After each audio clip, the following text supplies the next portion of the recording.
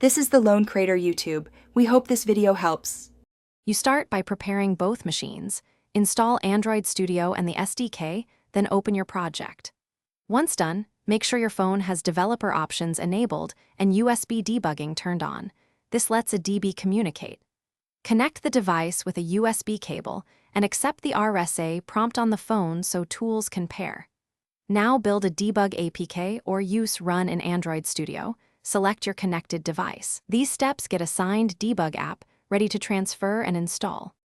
Once the APK or app bundle is built, choose the simplest path. Use Android Studio's Run to push the app directly, which handles install flags. If you prefer terminal control, open a terminal and run a db install R app debug. Apt to replace existing builds. 4. Use bundle tool to generate an installable APK set first. If USB is inconvenient, you can switch a DB to TCP/IP, connect to the phone IP, and install over Wi-Fi. Make sure both devices are on the same network. To finish, open the app and grant any runtime permissions it requires. This ensures features work as intended.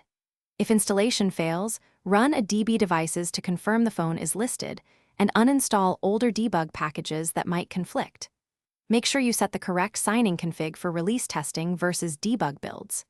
If things still go wrong, toggle USB mode, update device drivers, restart the phone and Android Studio, and then retry the install. A reboot often clears connection and permission problems. Thanks for watching. Consider subscribing if we helped you.